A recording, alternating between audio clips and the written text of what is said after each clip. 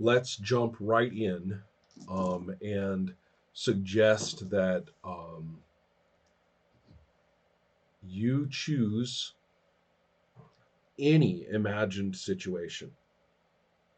I mean, any imagined situation that you would consider to be um, a particularly good expression of how the game and of what the game is for, Mhm. in terms of your setting, in terms of people's choices. What if you were sitting with a group of people who you were amazed that they all got it right? They all, nobody's disoriented. Everybody's doing this the way the game works best.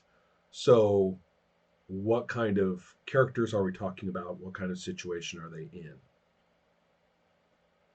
Are you talking in terms of like a combat or The combat would be nice. okay? So I tend to go for a sword and sorcery kind of vibe, and a darker like Well, I Iron mean, Age I know Conan your setting era. pretty well. Are you still working with the same setting? Yeah, yeah. Okay, I know that pretty well. So I don't want anything explained to me. I want you to Okay, just use the setting terms, everything, whatever you want. okay. So character types then would be then if you're familiar with it, if you're some kind of warrior, you're probably um, a mercenary, or maybe you were I don't know, part of a ritualistic warrior cult. Okay, something along those lines. And let's we would say that. So you're this cultist warrior kind of guy. You're sent from your cult to eradicate um, some darkness in a old growth forest. Let's say something that that your people would find holy place. And previously, perhaps we've played scenes, and you've made some choices. You've tracked down this evil thing, and so for example, it could be a tree, and there's like one time I used the Giving Tree. Like Shel Silverstein's The Giving Tree gives you it gives you gifts. So this it gives the maybe you give it, or the cultist gives it, an evil cult, right? Gives it blood and sacrifices, and it gives them gifts of like mutation. This sort. So if that were the case, you would come up, you would see the tree, and then the cult leader would step out and have all kinds of monstrous form going on, maybe some No, fangs and claws, I'm right? all about mutated cultists. That's fine.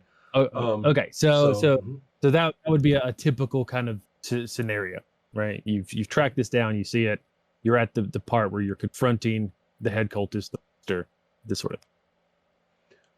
we have perhaps. I don't want to make this too complicated with the various options, but I do want to investigate that if we were talking about multiple characters here, then we would all, each of us players, um, so I've got, Bob on my right and Jane on my left, and Bob would go first and would say, go through their entire sequence, and then I would go through my sequence, and finally Jane would go through her sequence, and then you would get to do your doom thing.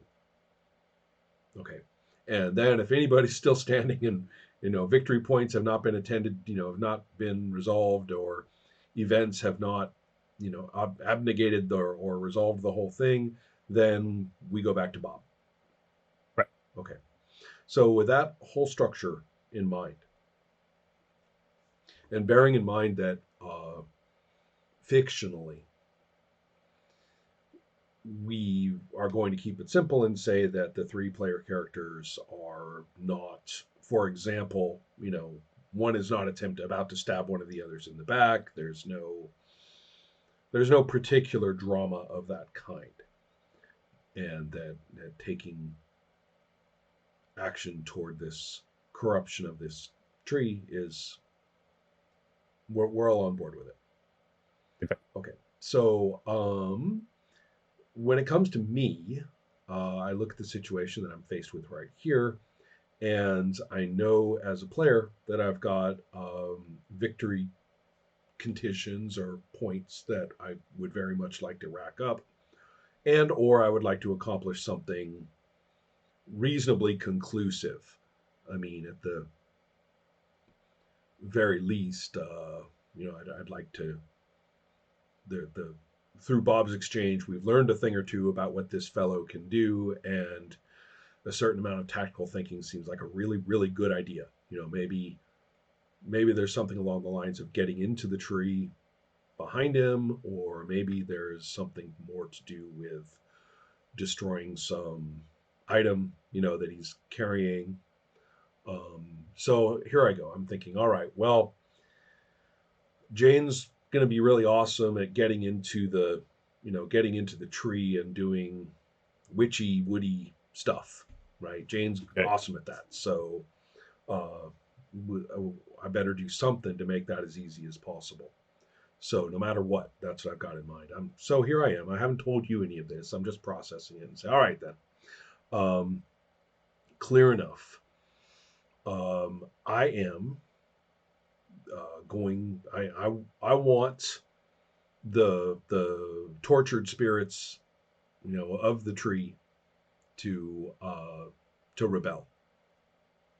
I want, and specifically say, what are you talking about, Ron? And I said, well, I just want his staff to blow up.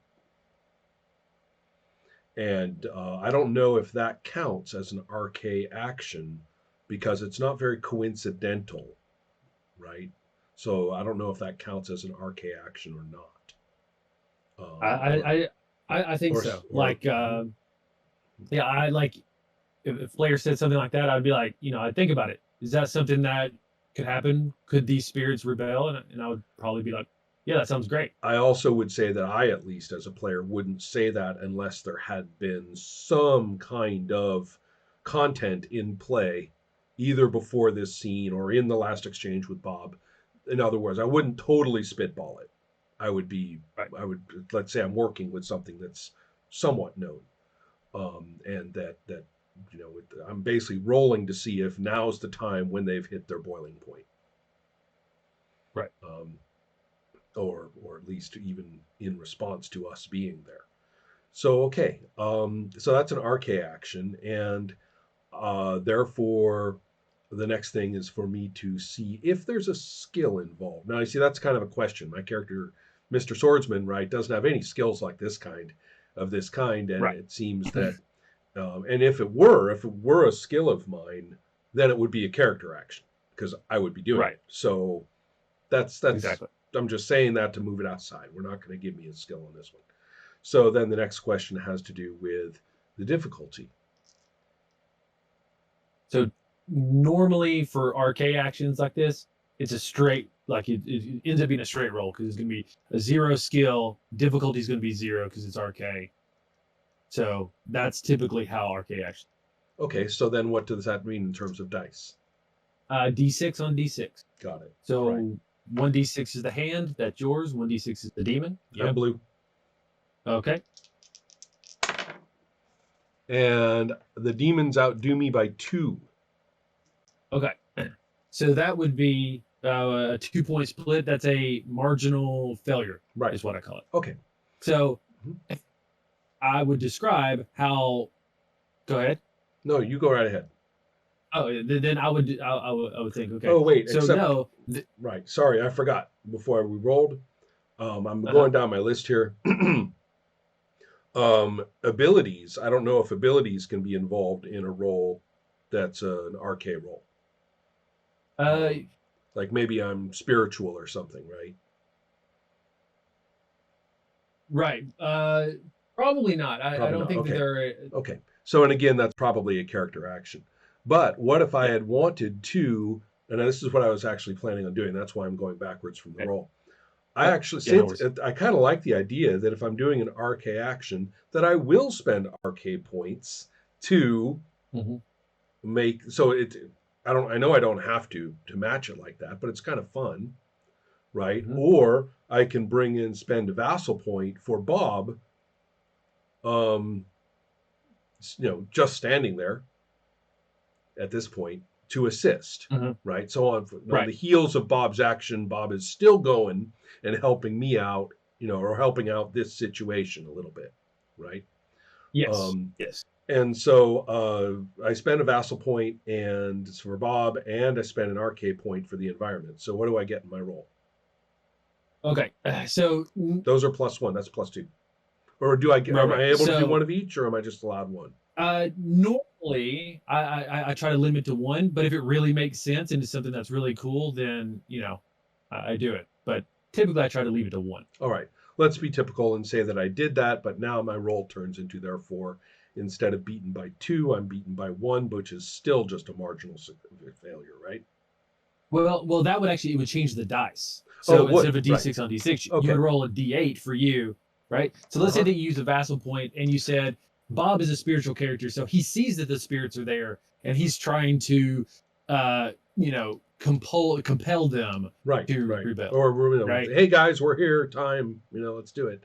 Right. And Right. as if necessary, we could say, well, what is my character doing there? If I'm just sort of standing there, slack jawed through all this, what with environments and vassals, and instead, I might say, well, no, I'm like engaged in mighty sword strokes. It's just that that's that's all sorts of it's all sorts of cinema, but it ain't a whole lot of resolution. So okay, Exactly. and so now I'm gonna roll with D8. Okay, so that would be a D8 on D6, D8 for you. Yeah, and this time things are much different. I roll a 7, and the demon in row the die is 1, so I win by 6. Oh, Yes, which is all sorts of wonderful. Um, right. Critical success. right. And so that would do awful things to the victory points. I mean, well, good things to the victory points, right? Whatever they are. Uh, no. Well, you mean like, yeah, no. Oh, wait. I know what you mean. You mean the victory threshold, like beating it. Okay, I got you. Yes, We're winning, in other words. right, exactly. Okay. So I would just, I would bring it into fiction. So I would describe, you going up and tangling with the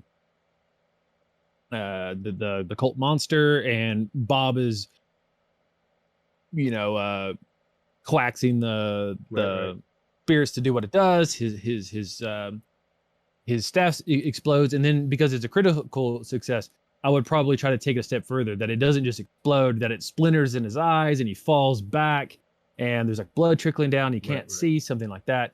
And then Uh-huh. behind the scenes, I would say, okay, that's a critical success, so I write down a little 3, Right. and I know that I'm going to 8, for Right. example.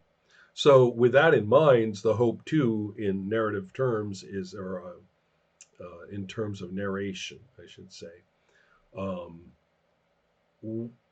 on the off chance that whatever Jane is going to do, which was actually going to go up to the tree itself if she could, and do cool witchy woody stuff, then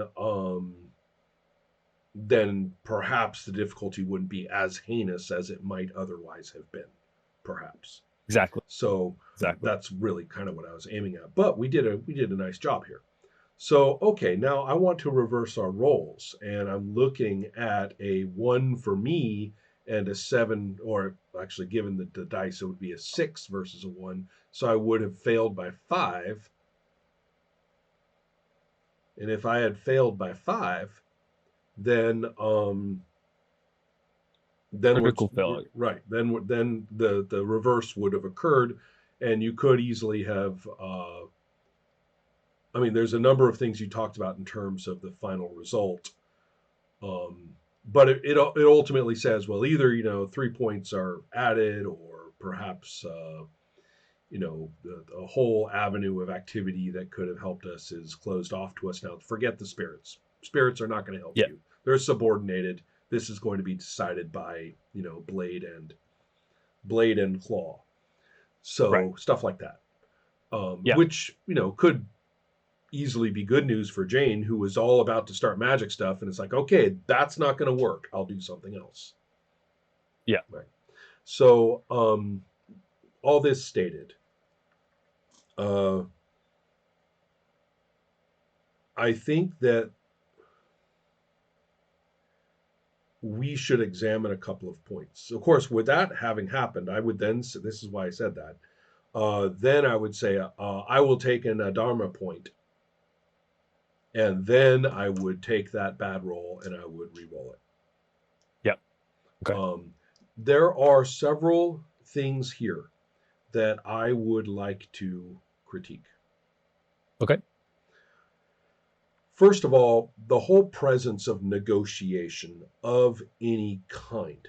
And there are 2 points where this occurs. One is when the Doomsmith states potential consequences, and the skill, or rather the player is named a skill if they're going to use a skill, and the Doomsmith is named consequences. And then the player kind of like walks it back and says, well, hold on, maybe I'll do something else, or maybe that's not the right skill, if that's the consequences. Maybe, in other words, there's sort of a walk back right there of what has been stated. And particularly like when the difficulty is said, the player might go, "Ooh, that's terrible. I'm gonna walk that back a little." So that's one place of negotiation. Right. Another place has to do with the Adharma point. And what that does in terms of walkback, obviously, is the die roll itself. But also, there's some other kind of interpretive stuff going on by the Doomsmith, who could decide that spending the Adharma point actually just solves the whole thing, or could have other, various soft effects that are important to this conflict. So Well, yeah. if I may, a couple of things. Mm-hmm. In an action crisis, so in a combat, I don't we don't negotiate consequences.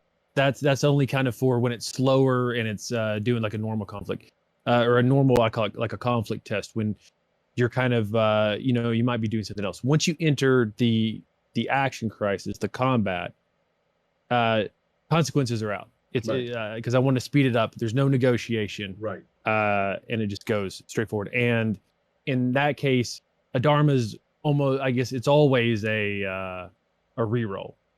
Well, yeah, So it's so I go ahead. Okay. yeah. But just in an action crisis, that negotiation is limited, Right. or taken away, I guess. Right. In normal play, outside of that, yeah, that's exactly right. Okay. Right. So the Adharma point here, where it talks about other mischief and stuff like that, it's typically not in a violent confrontation.